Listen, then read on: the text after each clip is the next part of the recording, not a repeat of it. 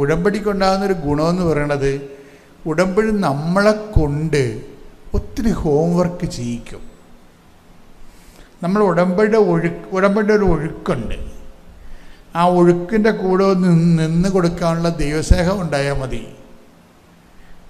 ആ ഉടമ്പടിക്ക് അതിൻ്റെതായിട്ടുള്ള ഒരു ഒഴുക്കുണ്ട്. അതായത് പ്രേക്ഷിത പ്രവർത്തനം, വിശ്വാസ കൈമാറ്റം, വിശ്വാസ പ്രയോഗം, വിശ്വാസ പ്രഖ്യാപന, വിശ്വാസ പ്രാർത്ഥന, ഇങ്ങനെ അതിൻ്റെ സമ്പൂർണമായിട്ടൊരു വ്യക്തി ദൈവത്തിൽ വളരാൻ പറ്റിയ, ഇങ്ങനെ ഈ കഴിഞ്ഞ 1000 കൊല്ലമായിട്ട് ഇപ്പം നൊവേനയില്ലേ, നമ്മുടെ നൊവേനകളെന്ന് പറയുമ്പോൾ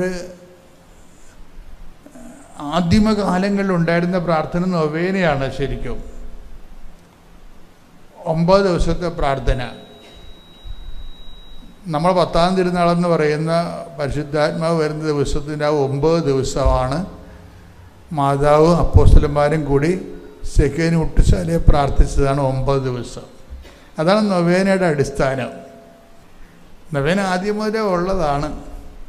പിന്നീട് നമുക്കൊരു 12-ാം നൂറ്റാണ്ടൊക്കെ വന്നപ്പോൾ അപ്പാരിഷൻസൊക്കെ വന്നില്ലേ, കുറേ അപ്പാരിഷൻസ് വന്ന്.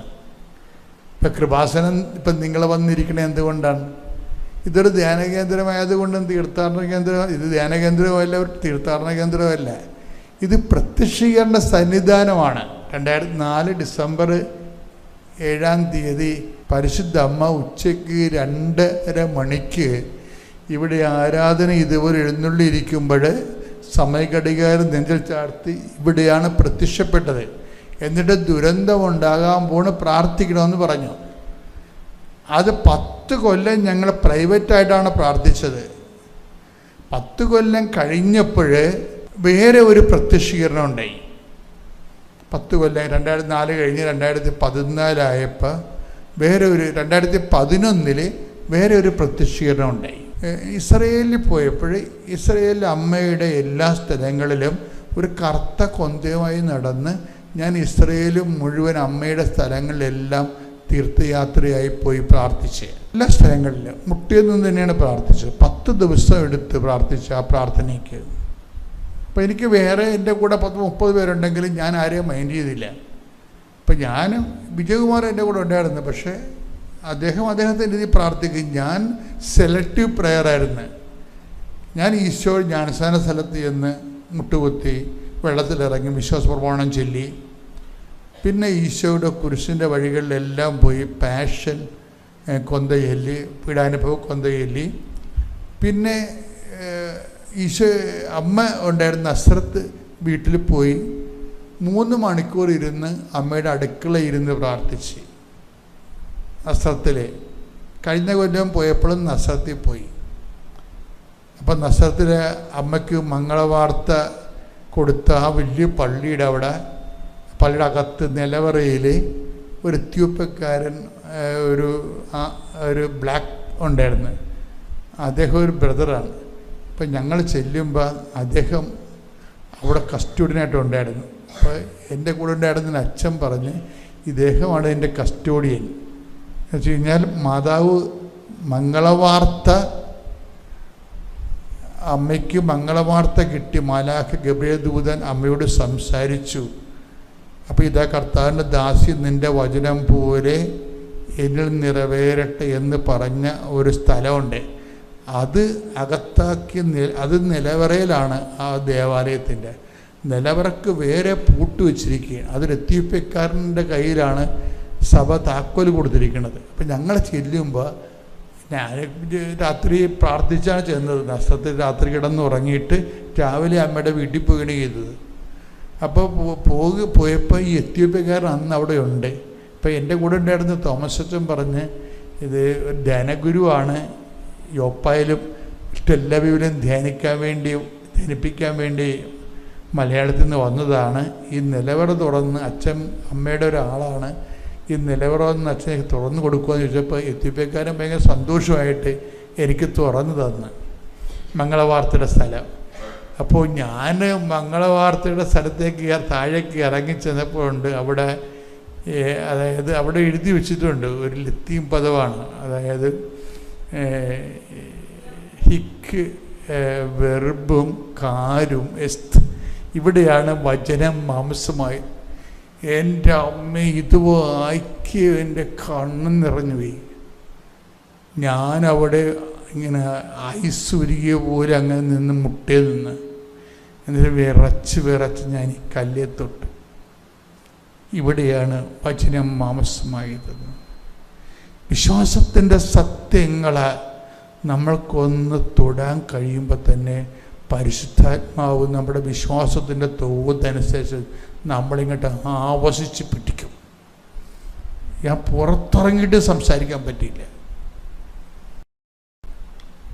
കാര്യം നിങ്ങളുടെ ജീവിതത്തിൽ എപ്പോഴെങ്കിലുമൊക്കെ യഥാർത്ഥ ദൈവാനുഭവത്തിലേക്ക് വരണം മക്കളെ. അല്ല ഓരോരോ കാര്യത്തിന് വേണ്ടി നമ്മൾ ഈ പിള്ളേർ പപ്പങ്ങ കുത്തിയിടുന്ന പോലെ അനുഗ്രഹം കുത്തിയിട്ട് എന്നിട്ട് തന്നതിന് കൊള്ളാം, തരാത്തതിന് മോന്തം കയറ്റി അവർക്ക് കൊടുത്ത് അവർ കാനഡയിൽ പോയി, ഞാനിപ്പോൾ ഇവിടെ നിൽക്കുകയാണെന്നൊക്കെ പറഞ്ഞ് അളിഞ്ഞ മോന്തമായിട്ട് ഇങ്ങനെ പെയ്തും പെരുക്കിയും പിച്ചും പേയും പറഞ്ഞ് ചെവി ചെമ്പരത്തിയും വെച്ചുകൊണ്ട് ഗതി കിട്ടാ പ്രേതം പോലെ എന്തുമാത്രം ക്രിസ്ത്യാനികളാണ് നടക്കണമെങ്കിൽ നാണമുണ്ടെങ്കിൽ നിങ്ങൾ ദൈവത്തെ അന്വേഷിക്കുക. ഇനിയെങ്കിലും എൻ്റെ ദൈവത്തെ അന്വേഷിക്കുക. അപ്പം ബാക്കിയുള്ളതെല്ലാം നമ്മൾ ദൈവത്തെയാണ് അന്വേഷിക്കണമെന്ന് തോന്നിയാൽ അത് ഞാൻ 10 ദിവസങ്ങൾ ധ്യാനം നടത്തിയില്ലേ. 10 ദിവസങ്ങളിൽ അമ്മയുടെ അടുക്കളയിൽ പോയിരുന്നു. അപ്പോൾ പണ്ടത്തെ 2000 കൊല്ലം മുമ്പുള്ള അടുപ്പുണ്ട്, അമ്മ വെള്ളം കോരിയ കുഞ്ഞ് കിണറുണ്ട്, അതെല്ലാം സൂക്ഷിച്ചു വെച്ചിട്ടുണ്ട്. ഞാൻ എൻ്റെ അരികിൽ പോയിരുന്ന് കൊന്തയില് 1.5 മണിക്കൂർ എല്ലാവരും ഓരോ കാഴ്ച കണ്ട് നടക്കുമ്പോൾ ഞാൻ പോകാതെ ഇവിടെ ഇരുന്ന് കൊന്തയില്. എന്താ കാര്യം? അമ്മ അന്നത്തെ അത്തികടയും ചപ്പാത്തി റൊട്ടിയൊക്കെ ഉണ്ടാക്കി ഉണ്ണീശോടെ വായി വെച്ച് കൊടുത്ത സ്ഥലമാണത്. അപ്പോൾ അവിടെ ഔസേപ്പിതാവും ഇരുന്നിട്ടുള്ള സ്ഥലമാണ്. അപ്പം ഞാൻ അവിടെ പോയിരുന്ന് കൊന്തയില്ലേ. അപ്പം ഇതിങ്ങനെ ഇരിക്കുമ്പോൾ നമുക്കുണ്ടാകുന്ന വിഷയം, നമ്മുടെ ആത്മാവിൻ്റെ കൈകൾ കൊണ്ട് ദൈവത്തെ തൊടുകയാണ് വിശ്വാസത്തിൽ. അപ്പം നമ്മൾ പറയും നമുക്കൊന്നും വേണ്ട, ദൈവത്തെ മതിയെന്ന് പറയും. നമുക്കൊന്നും വേണ്ട എന്ന് ദൈവം. അപ്പം അതിങ്ങോട്ട് തിരിച്ചു വരുമ്പോൾ, അടുക്കളയിൽ നിന്ന് തിരിച്ചു വരുമ്പോൾ അമ്മ മരിച്ചു കിടക്കുന്ന ഒരു രൂപം അവിടെ 10,000 മെഴുകുതിരി കത്തിച്ച് വെച്ച് അതിൻ്റെ നടുക്ക് അമ്മ ഇങ്ങനെ മരിച്ചു കിടക്കണ ഭയങ്കരമായ ദിവ്യരൂപമാണത്. നമ്മൾ കണ്ടെടുക്കാതെ ഇങ്ങനെ നോക്കി നിൽക്കൂ. അവിടെ നിന്ന് നമ്മൾ ഉടലോടെ എടുക്കപ്പെടുകയാണ്. അപ്പോൾ ഇതൊക്കെ കണ്ട് പ്രാർത്ഥിച്ചുമൊക്കെ ഞാൻ ഈജിപ്തിലോട്ട് പോയി. രാത്രിയായപ്പോൾ ഒരു 3 മണി, ഞാനൊരു കെയ്റോ ഹോട്ടലിൽ ഉറങ്ങുകയാണ്. 3 മണിയായപ്പോൾ ഈ അമ്മ തന്നെ ഒരു 3-4 പേരുടെ അകമ്പടി കൂടി രാജകീയമായിട്ട് ഇങ്ങോട്ട് വരണ കാണാം. വന്ന വരവേ അപ്പോൾ എനിക്ക് എൻ്റെ കണ്ണ് തുറന്നിട്ടുണ്ട്. ഇതിലെ 3 മണിയെന്ന് പറയുമ്പോൾ നമ്മുടെ ഒരു 5 മണി പരുവാണ്. പരവരാ വെളുപ്പം എന്ന് നമ്മൾ പറയണ പോലെ ഒരു ടൈമാണ്. നമുക്ക് ആളെ കാണാം. അപ്പം ഇങ്ങനെ ഈ രാജകീയമായിട്ട് ഇങ്ങനെ വന്നിട്ട് ഈ അമ്മ അടുത്ത് വരുമ്പോൾ തന്നെ എൻ്റെ മനസ്സിലെ ആത്മാവ് പറയുന്നുണ്ട്, ഇപ്പോൾ നിൻ്റെ വായിൽ അമ്മ വിരലുകൾ താഴ്ത്തുവെന്ന്. അപ്പോൾ അതിൻ്റെ മനസ്സിൽ പറയുന്നുണ്ട്, അമ്മ വിരൽ താത്തണമുമ്പോൾ തന്നെ പരിശുദ്ധാത്മാവ് എനിക്ക് അറിവ് തരുന്നുണ്ട്, ഇപ്പോൾ അമ്മയുടെ 4 വിരലുകൾ നിൻ്റെ വായിൽ താഴ്ത്തും. അതുപോലെ തന്നെ അമ്മ 4 വിരൽ കൊണ്ടുവന്നിട്ട് വായിൽ താഴ്ത്തുകയും ഞാനിങ്ങനെ കയറി പിടിക്കുകയും ചെയ്യും. നല്ല പഞ്ഞിപ്പോട് കൂടിയുള്ള ഒരു ചെറിയ ഒരു കുളിർമയാണുള്ളത്. അപ്പോഴേ അമ്മയുടെ മുഖത്തോട് ഞാൻ നോക്കുമ്പോൾ അമ്മയുടെ കണ്ണിൽ നിന്നേക്ക് മനസ്സിലാക്കേണ്ടത് 2 മനുഷ്യർ എൻ്റെ അപ്പുറത്തും ഇപ്പുറത്തും കിടക്കുന്നുണ്ട്. അതെന്താ ഞാൻ അറിഞ്ഞില്ല. ആ സമയത്ത് ഞാൻ ഈ കിടക്കുന്ന മനുഷ്യരെ നോക്കുമ്പോൾ ആരാണ്, ഒരാൾ എനിക്ക് അത്ര പെട്ടെന്ന് മനസ്സിലായില്ല. പക്ഷെ ഒരു പരിചയമുണ്ട് നമുക്ക് ഒരു ക്യാച്ച് ചെയ്യാൻ പറ്റണില്ല. പരിചയമുണ്ട്, ഈ ഫിഗർ അറിയാം നമുക്ക്. പക്ഷെ ഒരു ഫിഗർ വലതുവശത്ത് കിടക്കുന്ന ഫിഗർ ജോൺ മരിയ വിയാനിയാണ്. അത് കട്ടൻ്റെ ഫിഗറാണ്. മറ്റേ ഫിഗർ വ്യക്തമല്ല, പക്ഷെ പരിചയമുണ്ട്. ഓർമ്മയിൽ നിന്ന് എടുക്കണമെന്ന് മാത്രമേ ഉള്ളൂ. പക്ഷേ ഇത് ഈ കൈ വായിന്ന് ഊരിക്കഴിഞ്ഞ് കഴിഞ്ഞപ്പോൾ ഉണ്ടല്ലോ, എൻ്റെ ഒരു ബോധം വേറെ രീതിയിൽ മറിഞ്ഞു പോയിട്ട് ഞാൻ ശ്വാസം എടുത്തും അടക്കിയും പിടിച്ചും എനിക്ക് വല്ലാത്ത പരിഭ്രമമായിട്ട് ഞാൻ ചാടി പുറത്ത് വീണു. അപ്പോൾ ഒരു 3 മണിയാണെങ്കിൽ 5 മണിയുടെ ഒരു വെളുപ്പാണുള്ളത്. ആ ഇരുണ്ട വെളുപ്പിലൂടെ ഞാൻ ഭ്രാന്തി പിടിച്ച പോലെ ഓടി കിഴക്കോട്ടാണ് ഓടണമെന്നൊക്കെ അറിയാം. അപ്പോൾ നോക്കുമ്പോൾ ഒരു സമുദ്രം പോലൊരു സംഭവമാണ്. അത് നൈൽ നദിയോ എന്തോ കടലോ ആണ്. അപ്പോൾ എനിക്ക് അപ്പോഴുണ്ടായിരുന്ന ഒരു ത്രസിപ്പിൽ ഞാൻ വെള്ളത്തിലോട്ട് ഇറങ്ങി. കാര്യം എന്താ സംഭവിച്ചതെന്ന് അറിയാൻ നമുക്ക് ഉള്ളിൽ ഭയങ്കര ഉന്മാദമായിപ്പോയി. നമുക്കൊരിക്കലും ഇവിടെ അമ്മ പ്രത്യക്ഷപ്പെട്ടപ്പോൾ എനിക്ക് അത്രയും ഇമോഷണലായിട്ട് ഞാൻ അത്രയ്ക്ക് ഡിസ്റ്റർബ്ഡ് അല്ലായിരുന്നു. ഈജിപ്തിൽ വെച്ച് ഞാൻ വല്ലാതെ അങ്ങ് ഇമോഷണലായിട്ട് ഡിസ്റ്റർബ്ഡായിപ്പോയി. കാര്യം ഒരു എന്താണ് വെള്ളത്തിലൂടെ ഞാൻ ചാടി, ഞാൻ നടന്നു. അപ്പോഴിങ്ങനെ കടലിങ്ങനെ പൊന്തിക്കിടക്കുകയാണ്. ഞാനൊരു തുടയപ്പം വെള്ളമായപ്പോൾ തന്നെ ഞാൻ ഓർത്ത് പേടിച്ചു പോയി. വിജയകുമാർ എൻ്റെ മുറി കിടപ്പുണ്ട്, അടുത്ത മുറിയിലാണ് കിടക്കേണ്ടത്. അയാൾക്ക് അറിയത്തില്ല ഞാനിങ്ങനെ പുറത്തേക്ക് പോകുന്ന കാര്യം. ഇപ്പോൾ വല്ലപ്പോൾ ചൊറകോ ചിമിങ്ങലോ വല്ല ഞൊട്ടിയ എന്ന് ചോദിച്ചാൽ വിഴുകിക്കളവില്ല, പിന്നെ പിടികിട്ടത്തുമില്ല. ആർക്ക് എനിക്കും സംഭവിച്ചെന്ന് പോലും അറിയാൻ പാടില്ല വരും.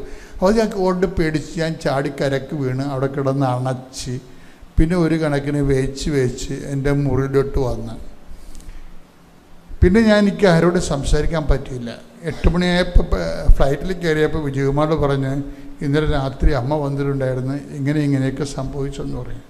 പുള്ളിക്ക് ഇങ്ങനെ സങ്കടമായി. കാര്യം എൻ്റെ ഒപ്പം പ്രാർത്ഥിച്ച ആളാണ്. പുള്ളിക്ക് അമ്മ കണ്ടില്ല, അതുകൊണ്ട് പുള്ളിയുള്ള ഒരു സങ്കടമാത്ര.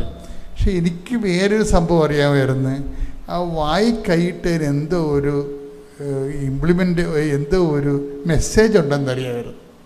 അപ്പം ഞാൻ അമ്പലപ്പുഴ പള്ളി ഇരിക്കുകയാണ്. ഞാൻ നാട്ടിലെത്തിയതിന് ശേഷം ഞാനതിൻ്റെ മേട ക്ലോസ് ചെയ്തിട്ട് ഞാൻ 1 മണിക്കൂർ കൊന്തയില്ലേ.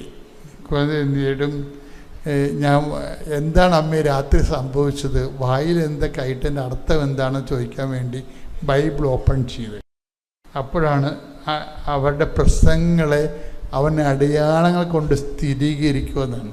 അപ്പോൾ എനിക്ക് മനസ്സിലായി ആ പ്രസംഗങ്ങളെ അടയാളങ്ങൾ കൊണ്ട്. ഇപ്പോൾ ഇന്നീ കാണുന്ന അടയാളങ്ങളെല്ലാം എന്താ സംഭവം, അന്ന് നടന്നത് 2011 നടന്ന സംഭവമാണ്. അപ്പോൾ ഈ പ്രസംഗങ്ങളെ അടയാളങ്ങൾ കൊണ്ട് സ്ഥിരീകരിക്കുമെന്ന് പറഞ്ഞതിന് ശേഷം ആണ് ഈ കൃപാസനം ഇങ്ങനെ മാറാൻ തുടങ്ങിയത്, വല്ലാത്ത രീതിയിൽ മാറാൻ തുടങ്ങിയത്. ആദ്യമായിട്ട് പരിശുദ്ധ അമ്മയ്ക്കും ഈശോയ്ക്കും ഞാൻ നന്ദി പറയുന്നു. ഞാൻ കറുകുറ്റി ഇടവക 3-ാം പറമ്പിൽ നിന്ന് വരുന്നു. എൻ്റെ പേര് സോണി ബിജു. ഞാൻ ഉടമ്പടി എടുത്തിട്ട് 12 തവണ പുതുക്കി. ഞാനൊരു നേഴ്സാണ്. ഞാനിവിടെ ഉടമ്പടി എടുക്കാൻ കൃപാസനത്തിൽ വരാൻ സാഹചര്യം, ഉടമ്പടി എടുക്കുന്നതിൻ്റെ തലേദിവസം എനിക്ക് OET എക്സാം എഴുതാൻ ഒരു ഡേറ്റ് എടുക്കാനായിട്ടും ഒരു ഡിസിഷൻ എടുക്കാനായിട്ട് എനിക്കൊരു ഭയങ്കര ഒരു ടെൻഷനായിരുന്നു. അപ്പോൾ തലേദിവസം എന്നോട് കുർബാനയ്ക്ക് ചെന്നപ്പോൾ കപ്പ്യാർ പറഞ്ഞു, നീ പോയി ഉടമ്പടി എടുക്കുന്നു.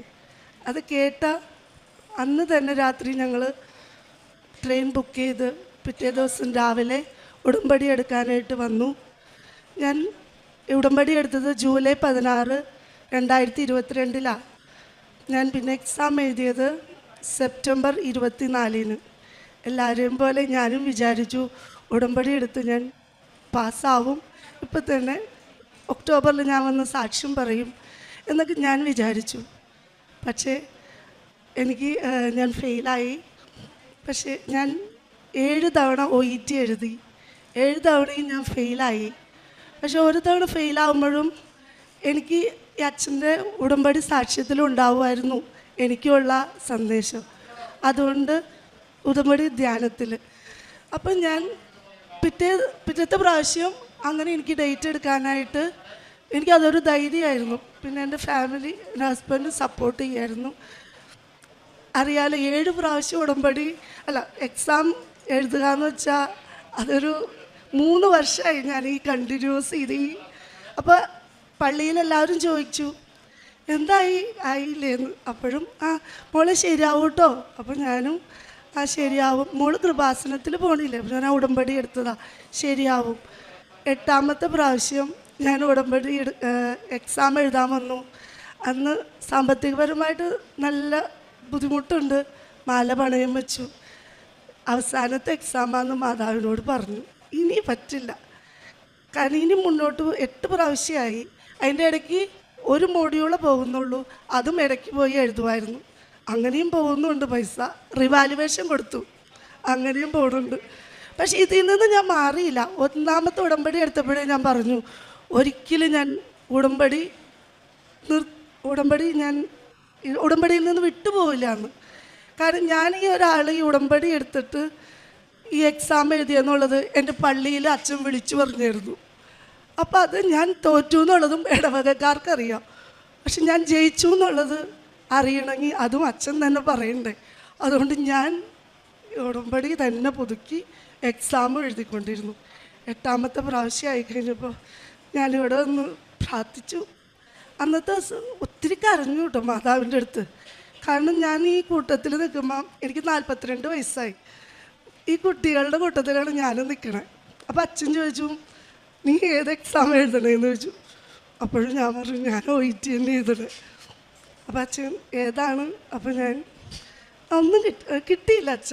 അങ്ങനെ അല്ലാണ്ട് എനിക്ക് ഏറ്റവും കൂടുതൽ അച്ഛനെ കണ്ടിട്ടുള്ള ആളെന്ന് കൂട്ടത്തിൽ ഒരാളായിരിക്കും ഞാനും.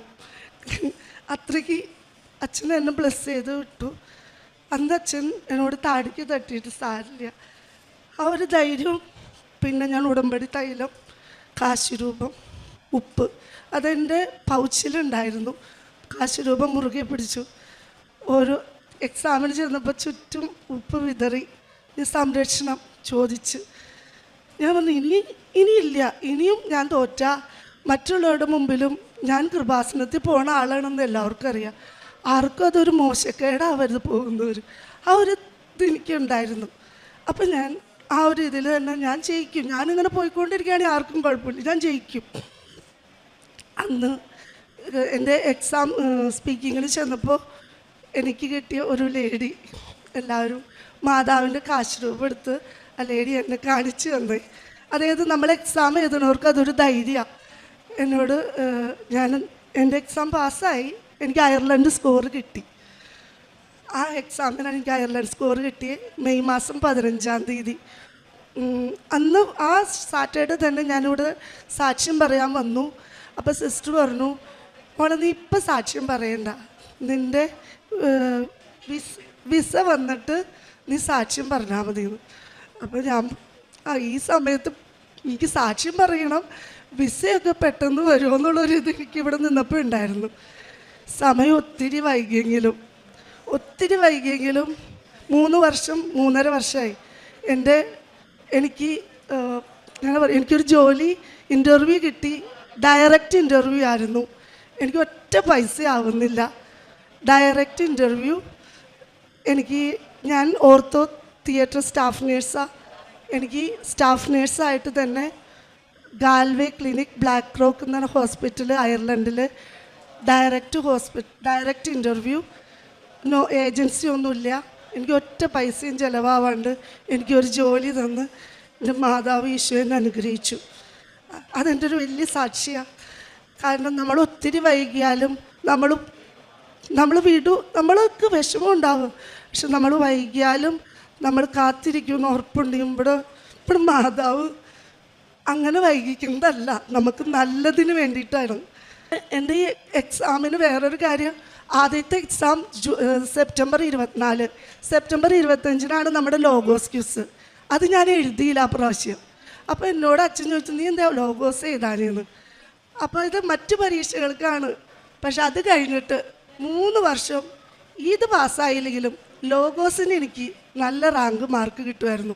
ഞാൻ ബൈബിള് പഠിച്ച്, കാരണം ഞാൻ ഇതിൽ തോറ്റെന്ന് എല്ലാവരും അറിഞ്ഞാലും ഞാൻ ബൈബിളിൽ തോക്കരുതല്ലോ. അതുകൊണ്ട് ഞാൻ ബൈബിള് ലോഗോസ് പഠിച്ച് ഞാൻ ഈ 3 വർഷം നല്ല മാർക്ക് മേടിച്ചിട്ടുണ്ട് എൻ്റെ ഇടവകയിൽ. പിന്നെ എൻ്റെ ഇൻ്റർവ്യൂ കഴിഞ്ഞു, എൻ്റെ എല്ലാ പേപ്പർ വർക്കും കഴിഞ്ഞു. എനിക്ക് നല്ല ജോലി ഇപ്പോൾ ശരിയായി.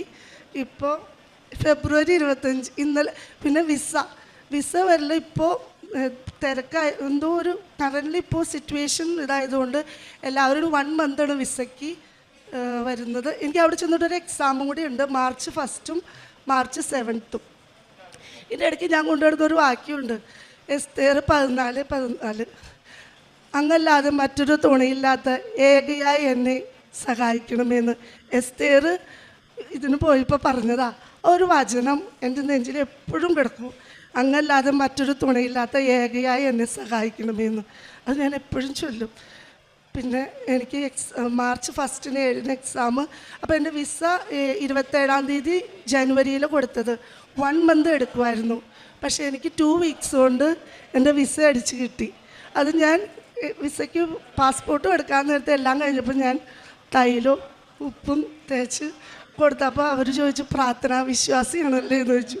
ഞാൻ പറഞ്ഞു, ഈ തൈലും ഉപ്പും മാതാവും കൊണ്ടാണ് ഞാനിപ്പോൾ ഇവിടെ വന്ന് VFSന് തരുന്നത്, അതുകൊണ്ട് ഇതും കൂടി ഇത് ലാസ്റ്റ് കൊടുത്ത് വിട്ടോ, ശരിയായിക്കോളൂ എന്ന് പറഞ്ഞു.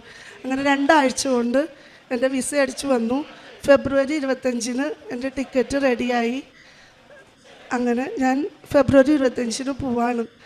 പിന്നെ എൻ്റെ ഇൻ്റർവ്യൂ പറഞ്ഞ October 7-ാം തീയതി ആയിരുന്നു എനിക്ക് ഇൻ്റർവ്യൂ പറഞ്ഞത്. അന്ന് തലേദിവസം എനിക്ക് അവിടെ നിന്നൊരു മെയിൽ വന്നു, എൻ്റെ ഇൻ്റർവ്യൂ ഒന്ന് മാറ്റി വെച്ചു 1 വീക്കിലോട്ടെന്ന്. അന്ന് എനിക്ക് ഒത്തിരി ഒരു വിഷമം തോന്നി, അയ്യോ എന്നാലും ഇൻ്റർവ്യൂ മാറ്റി വെച്ചു. അന്ന് രാത്രി എൻ്റെ മോനൊരു വയറുവേദന, എൻ്റെ ഇളയ മോനാ വയറുവേദന വന്ന്. അത് ഞങ്ങൾ അന്ന് ചെറിയ വയറുവേദനയായിരിക്കും എന്ന് വിചാരിച്ചു. 2-ാം ദിവസം ഡോക്ടറെ കാണാൻ പോയേ, അവൻ്റെ അപ്പൻഡിക്സ് റപ്ചറായിരുന്നു. 3 ദിവസം അപ്പൻഡിക്സ് റപ്ചറായിട്ടിരുന്നു. അവൻ ഭയങ്കര സിക്കായിരുന്നു. അന്ന് പിന്നെ അറിയണം, എനിക്കന്ന് ഇൻ്റർവ്യൂ പ്രോപ്പറായിട്ട് അറ്റൻഡ് ചെയ്യാൻ പറ്റില്ലായിരുന്നു. എൻ്റെ മോൻ്റെ അവസ്ഥ ഇതാണ് ഈശോയ്ക്കും മാതാവിനും അറിയായിരുന്നു. അവരതുകൊണ്ടാണ് ആ സമയം നീട്ടിയെന്നുള്ളത് ഞാൻ മനസ്സിലാക്കണം. ഇത്രയൊക്കെ അനുഗ്രഹങ്ങളും തന്ന ഈശോയ്ക്കും മാതാവിനും ഞാൻ ഒത്തിരിയേറെ നന്ദി പറയുന്നു. പിന്നെ ഞാൻ കാരുണ്യ പ്രവർത്തികൾ എന്നെക്കൊണ്ടാവുന്ന രീതിയിൽ ഞാനും ഹസ്ബൻഡും കൂടെ എൻ്റെ അടുത്ത് ഭക്ഷണം വെച്ച് നമ്മൾ രാവിലെ പൊതിഞ്ഞ് കൊണ്ടു കൊടുക്കായിരുന്നു. അപ്പോൾ ആൾ എന്നോട് ചോദിക്കും, ഇപ്പോഴും ഇന്ന് ചോദിക്കും കേട്ടോ, കാരണം ഞാൻ ഈ 3 വർഷമായിട്ട് എൻ്റെ കൂടെ വരുന്നവരുണ്ടെങ്കിലും അവർ പോയാലും ഞാൻ പോയിട്ടില്ല. ഞാനിവിടെ ഏകദേശം ഇവിടെ എല്ലാ മാസം വരും. 3 വർഷമായിട്ട് എല്ലാ മാസവും ഞാനിവിടെ വന്ന് പത്രം മേടിച്ചിട്ട് പോണ ആളാണ്. അതുകൊണ്ട് ഏകദേശം എനിക്ക് എല്ലാ വഴിയൊക്കെ അറിയാം. പിന്നെ അടുത്ത മാസം എനിക്ക് വരാൻ പറ്റില്ല, ഞാൻ 25-ാം തീയതി പോകും. അതുകൊണ്ട് ഞാൻ എൻ്റെ ഉടമ്പടി ഞാൻ ചോദിച്ചപ്പോൾ ജോയിൻ്റ് ഉടമ്പടി ആക്കാം, എനിക്ക് എൻ്റെ ഹസ്ബൻഡിന് കൈമാറാം. അതുകൊണ്ട് എൻ്റെ ഹസ്ബൻഡ് ഉടമ്പടി തുടർന്ന് ചെയ്യാൻ എല്ലാ തന്ന് അനുഗ്രഹിച്ച മാതാവിനും ഈശോയ്ക്ക് ഞാൻ നന്ദി പറയുന്നു. എൻ്റെ പേര് മെർലിൻ, ഞാൻ കോഴിക്കോട് നിന്ന് വരുന്നു. ഇതെൻ്റെ ഭർത്താവിൻ്റെ അമ്മയാണ്, ഇതെൻ്റെ കുഞ്ഞ്. ഞാൻ ഇവിടെ പറയാൻ പോകുന്ന എൻ്റെ 3ാമത്തെ ഉടമ്പടി സാക്ഷ്യമാണ്. എനിക്ക് 6 വർഷമായിട്ട് കുട്ടികളില്ലായിരുന്നു. 2018 ഡിസംബർ 24-ാം തീയതി മുതലാണ് ഞാൻ കൃപാസനത്തിൽ വന്ന് ഉടമ്പടി എടുക്കുന്നത്. 2018 എൻ്റെ വിവാഹം നടക്കാൻ വേണ്ടിയായിരുന്നു ഞാൻ ഉടമ്പടി എടുത്തത്. അതിൻ്റെ സാക്ഷ്യങ്ങൾ ഞാൻ മുൻപിൽ പറഞ്ഞിട്ടുണ്ട്. 6 വർഷമായിട്ട് കുട്ടികളില്ലെങ്കിലും ഞാൻ ദൈവത്തിൽ തന്നെ വിശ്വസിച്ച് മുന്നോട്ട് പോവുകയായിരുന്നു. അതിനുവേണ്ടി പ്രത്യേകമായിട്ടൊരു ട്രീറ്റ്മെൻറ്റിനോ ഹോസ്പിറ്റലിലോ ഞാൻ പോയിട്ടില്ല. എനിക്ക് ദൈവം എല്ലാം അതിൻ്റേതായ തക്ക സമയത്ത് ഇന്നോളം തന്നിട്ടുണ്ട്. അപ്പോൾ ദൈവത്തിനൊരു സമയം, ഒരു പദ്ധതി എന്നെക്കുറിച്ച് ഉണ്ടെന്ന് ഞാൻ പൂർണ്ണമായിട്ടും വിശ്വസിച്ചു. അതുകൊണ്ട് കുട്ടികളില്ലാത്ത ചോദ്യങ്ങൾ വരുമ്പോഴും ദൈവം എനിക്ക് തരും എന്ന് ഞാൻ വിശ്വസിച്ചു. 6 വർഷമായിട്ട് ഉടമ്പടി പുതുക്കിക്കൊണ്ടിരുന്നു. പിന്നെ എല്ലാവരും ചോദിക്കുന്ന കണ്ടപ്പോൾ ഇനിയും കുറച്ചും കൂടെ സമയം ചുരുക്കം നടക്കണമെന്ന് ഞാൻ ആഗ്രഹിച്ചിരുന്നു. ഞാൻ അച്ഛനെ വന്ന് കൈവെപ്പ് ശുശ്രൂഷയ്ക്ക് വേണ്ടി ജോസഫ് അച്ഛൻ്റെ അടുത്ത് വരികയും തൈലം പൂശി പ്രാർത്ഥിക്കുകയും ചെയ്തു. അപ്പോൾ ഞാൻ ഇങ്ങനെയാണ് പ്രാർത്ഥിച്ചത്, എൻ്റെ യോഗ്യതയല്ല, അച്ഛൻ്റെ പൗരോഹിത്യത്തിൻ്റെ യോഗ്യതയിൽ എനിക്കൊരു കുഞ്ഞിനെ തരണമെന്ന് ഞാൻ പ്രാർത്ഥിച്ചിരുന്നു. അതിൻ്റെ ഫലമായിട്ട് ഞാൻ 1 ജാനുവരി 2025 ഇവിടെ വന്ന് അച്ഛനെ കണ്ട് പ്രാർത്ഥിച്ചത്. ഫെബ്രുവരി 11 ആയപ്പോഴത്തേക്ക് ഞാൻ കൺസീവ് ആവുകയും നവംബർ 12 2025 ദൈവം എനിക്കൊരു ആൺകുഞ്ഞിനെ നൽകി അനുഗ്രഹിക്കുകയും ചെയ്തു. അവൻ്റെ പേര് ദാനിയേൽ എന്നാണ് ഇട്ടത്. കാരണം ഇത് എൻ്റെ യോഗ്യതയിൽ കിട്ടിയതല്ല, പൂർണ്ണമായിട്ടും ദൈവത്തിൻ്റെ ദാനമാണ്. ഇതാണ് എൻ്റെ ആദ്യത്തെ സാക്ഷ്യം. എൻ്റെ കുഞ്ഞ് ഗർഭിണിയായ സമയത്ത് സ്കാനിങ്ങിന് പോകുമ്പം എനിക്ക് ഭയങ്കര ടെൻഷനായിരുന്നു. കാരണം എനിക്ക് 35 വയസ്സുണ്ട്. അപ്പം 35 വയസ്സുള്ള ഒരാൾ എന്തെങ്കിലുമൊക്കെ ഇഷ്യൂസ് കുട്ടികൾക്ക് കാണിക്കുന്ന പതിവാണ്. അപ്പം ഞാൻ അതുകൊണ്ട് സ്കാനിങ്ങിന് പോകുമ്പോൾ ടെൻഷൻ അടിച്ചായിരുന്നു ഇരുന്നത്. എൻ്റെ ഫസ്റ്റ് സ്കാനിങ്ങിന് പോകുന്നതിന് മുന്നേ ആയിട്ട് എനിക്ക് സ്വപ്നത്തിൽ ജോസഫ് അച്ഛൻ സ്വപ്നത്തിൽ കാണുകയും അച്ഛൻ എൻ്റെ എല്ലാ സ്കാനിങ്ങിൽ ചെയ്യുന്ന എല്ലാ ഇമേജസും ഇങ്ങനെ ബ്ലസ് ചെയ്യുന്നതായിട്ട് എനിക്കൊരു സ്വപ്ന ദർശനം ഉണ്ടായി. പിന്നീട് നടന്ന എൻ്റെ ഒരു സ്കാനിങ്ങിലും എനിക്ക് കുഞ്ഞിന് പ്രോബ്ലംസായിട്ട് ഒന്നും പറഞ്ഞില്ല. കാരണം എൻ്റെ പ്രഗ്നൻസിയുടെ ആ സമയം വരെയും എൻ്റെ കൊച്ചിന് ഒരു പ്രശ്നമായിട്ട് പറഞ്ഞില്ല. അത് ദൈവമാതാവ് ചെയ്തു തന്ന ഏറ്റവും വലിയ ഒരു ഉപകാരമാണ്. അതുപോലെ തന്നെ ഈ കുഞ്ഞുണ്ടാവുന്നതിന് മുന്നേ എൻ്റെ അമ്മയ്ക്കും അതുപോലെ തന്നെ എൻ്റെ നാത്തൂനും മെഴുകുതിരിയിൽ ഒരു കുഞ്ഞിൻ്റെ ഭ്രൂണം പോലെ വരികയും അതുപോലെ തന്നെ വേളാങ്കണ്ണി മാതാവിൻ്റെ രൂപത്തിൽ ഒരു കുഞ്ഞിനെ എടുത്ത് നിൽക്കുന്നതായിട്ട് ഒരു ഡിസംബർ 12 കാണുകയുണ്ടായി. എല്ലാ മാസവും ഒരു 12 എനിക്ക് ഏറ്റവും കൂടുതൽ ക്വസ്റ്റ്യൻസ് ഉണ്ടാവുക. കുട്ടിയുടെ എന്തെങ്കിലും ഒരു പ്രോഗ്രസ് ഉണ്ടാവുമെന്ന്. അപ്പോൾ എല്ലാ മാസവും 12 ഞാൻ കാത്തിരിക്കും എന്താ പറയേണ്ടതെന്ന്. മാതാവ് അനുഗ്രഹിച്ച് നവംബർ 12 എനിക്കൊരു നല്ല കുഞ്ഞിനെ നൽകി അനുഗ്രഹിച്ചു. മാതാവിനും തിരുക്കുമാരനും 1000 നന്ദി പറയുന്നു. രണ്ടാമതായിട്ട് ഞാൻ ജർമ്മനിയിലാണ്. അപ്പം ജർമ്മനിയിൽ 2022 ഉടമ്പടി പ്രകാരം മാതാവ് എനിക്കൊരു നല്ലൊരു ഭവനം തന്നിരുന്നു. പക്ഷേ അതിൻ്റെ കോൺട്രാക്റ്റ് തീരുമായിരുന്നു ഈ വർഷം. തീർന്നു കഴിഞ്ഞാൽ ഇനി പുതിയൊരു വീട് ലഭിക്കാൻ കുറച്ച് ബുദ്ധിമുട്ടായിരുന്നു. അപ്പോൾ ആ കോൺട്രാക്റ്റ് ഈ വർഷം കൂടെ എക്സ്റ്റെൻഡ് ആവണമെന്ന് ഞാൻ പ്രാർത്ഥിച്ചിരുന്നു. അതിൻ്റെ ഫലമായിട്ട് ആ കോൺട്രാക്റ്റ് എക്സ്റ്റെൻഡ് ആവാൻ സാധിച്ചു. അതുപോലെ എൻ്റെ അമ്മയ്ക്ക് 5 വർഷമായിട്ട് കയ്യിൽ അരിമ്പാറുണ്ടായിരുന്നു. ഈ കുഞ്ഞ് ജനിച്ചവനെ കുളിപ്പിക്കാനാകുമ്പോഴത്തേക്കെങ്കിലും അത് മാറ്റിത്തരണേ മാതാവേ എന്ന് പ്രാർത്ഥിച്ചു. ഉടമ്പടി തൈലം തൊട്ട് പ്രാർത്ഥിച്ചതിൻ്റെ ഫലമായിട്ട് ഇവനെ കുളിപ്പിക്കേണ്ട സമയമായപ്പോഴത്തേക്ക് അമ്മയുടെ കയ്യിൽ നിന്ന് അരിമ്പാറ പൂർണ്ണമായിട്ട് മാറ്റി. ഈ അവസരത്തിലൊക്കെ അമ്മ ഉടമ്പടി തൈലവും ഉപ്പൊക്കെ ഉപയോഗിക്കുമായിരുന്നു. ഈ പ്രഗ്നൻസി ടൈമിൽ എനിക്ക് ഹൈ തൈറോയ്ഡ് ഇഷ്യൂസ് ഉണ്ടായിരുന്നു. അപ്പോൾ ഈ പ്രഗ്നൻസി കഴിഞ്ഞ് മെഡിസിൻ ഇല്ലാതെ തൈറോയ്ഡ് ചെക്ക് ചെയ്യുന്ന ഒരു അവസരം വന്നപ്പോൾ ഞാൻ പരിശുദ്ധ അമ്മയോട് പ്രാർത്ഥിച്ചായിരുന്നു, എനിക്ക് തൈറോയിഡിൻ്റെ ഇഷ്യൂ ഇനി കാണിക്കരുത്, ജീവിതാവസാനം വരെ മരുന്ന് കഴിക്കേണ്ട അവസ്ഥ വരും. അത് പ്രാർത്ഥിച്ചതിൻ്റെ ഫലമായിട്ടും സാക്ഷ്യം അമ്മയുടെ പ്രതിഷ്ഠീകരണത്തിൻ്റെ സാക്ഷിയായി പറഞ്ഞേക്കാമെന്ന് നേർന്നതിൻ്റെ ഫലമായിട്ടും എനിക്ക് പിന്നീട് തൈറോയ്ഡ് ചെക്ക് ചെയ്ത സമയത്ത് എൻ്റെ തൈറോയ്ഡ് പൂർണ്ണമായിട്ടും മാറിക്കിട്ടി. ഞാൻ ഇതിനു വേണ്ടി 2018 മുതൽ ഞാൻ പ്രേക്ഷണ പ്രവർത്തനം ചെയ്യുന്ന ആളാണ്. ഇപ്പോൾ ഈ കുഞ്ഞ് ജനിക്കുന്നതിന് മുന്നേ ഞാൻ ഉടമ്പടി പുതുക്കിയപ്പോഴും ഞാൻ എല്ലായിടത്തും പോയി പ്രേക്ഷിത പ്രവർത്തനം ഏത് മതസ്ഥർക്കാണെങ്കിലും ഞാൻ പത്രം കൊടുക്കും. എവിടെ ഗ്രോട്ടോയിൽ പത്രം ഇരുന്നാലും ഇപ്പോൾ പഴയ പത്രമാണെങ്കിലും ഇപ്പം നനഞ്ഞിരിക്കുന്ന പത്രമാണെങ്കിലും ഞാനത് ഉണക്കിയാണെങ്കിലും എല്ലാവർക്കും എന്നെ കൊണ്ട് കഴിയുന്ന രീതിയിൽ ഞാൻ കൊടുക്കും. ഇപ്പോൾ സന്തോഷത്തോടെ സ്വീകരിക്കുന്നവർക്ക് അങ്ങനെ. ഇനി ആരും വേണ്ട എന്ന് പറഞ്ഞാലും ഞാൻ അങ്ങനെ പ്രത്യേകിച്ചൊന്നും പറയത്തില്ല, എൻ്റെ കയ്യിൽ തന്നെ വെക്കുകയുള്ളൂ. ഞാൻ എൻ്റെ എല്ലാ പത്രത്തിലും ഉടമ്പടി തൈലം പൂശും. 2021-22 കാലഘട്ടത്തിലൊക്കെയാണെങ്കിൽ ഞാൻ കാശ് രൂപം കൊണ്ട് കൊടുക്കുമായിരുന്നു. അതുപോലെ തന്നെ പ്രാർത്ഥന എഴുതി അതിൻ്റെ ഉള്ളിൽ വെച്ച് കൊടുക്കുമായിരുന്നു. ഇതൊക്കെയാണ് എൻ്റെ പ്രേക്ഷിത പ്രവർത്തനം. കാരുണ്യപ്രവർത്തനം എന്ന് പറഞ്ഞാൽ ഞാനിപ്പോൾ ജർമ്മനിയിലായതുകൊണ്ട് ഞാൻ കൂടുതലായിട്ടും പൈസയ്ക്ക് ആവശ്യമുള്ള ആർക്കെങ്കിലും രോഗികളായിട്ടുള്ളവർക്ക് പൈസ കൊടുത്ത് സഹായിക്കാറാണ് പതിവ്. പ്രഗ്നൻസി ടൈമിൽ എനിക്ക് മൂക്കിക്കൂടെ ബ്ലഡ് വരുമായിരുന്നു. അപ്പോൾ മൂക്കിക്കൂടെ ബ്ലഡ് വരുമ്പോൾ ക്യാൻസർ അങ്ങനെയൊക്കെ ആവുന്ന ടെൻഷനായതുകൊണ്ട് ഞാൻ മാതാവിന് രണ്ടാമത്തെ നിയോഗമെന്ന് വെച്ച് പ്രാർത്ഥിക്കുമായിരുന്നു, മൂക്കിൽ കൂടെയുള്ള ബ്ലഡ് വരരുതെന്ന്. ആ നിയോഗം വെച്ചതിൻ്റെ ഫലമായിട്ട് പിന്നെ മൂക്കിൽ കൂടെ ബ്ലഡ് വന്നില്ല. കുഞ്ഞുണ്ടായപ്പോൾ കുഞ്ഞിന് പാല് മൂക്കിൽ കൂടെ വരുമായിരുന്നു. അപ്പം കൃപാസനത്തിൽ പ്രാർത്ഥിച്ച് ഉടമ്പടി തൈലം തൊട്ട് പ്രാർത്ഥിച്ചതിൻ്റെ ഫലമായിട്ട് ഇപ്പോൾ അവന് മൂക്കിൽ കൂടെ പാല് വരുന്ന പ്രശ്നം മാറിക്കിട്ടി. ഇത്രയധികം അനുഗ്രഹം തന്ന തിരുക്കുമാരനും പരിശുദ്ധ അമ്മയ്ക്കും 1000 നന്ദി പറയുന്നു. ഇതിലൂടെ ദൈവപിതാവിന് മഹത്വം ഉണ്ടായിരിക്കട്ടെ.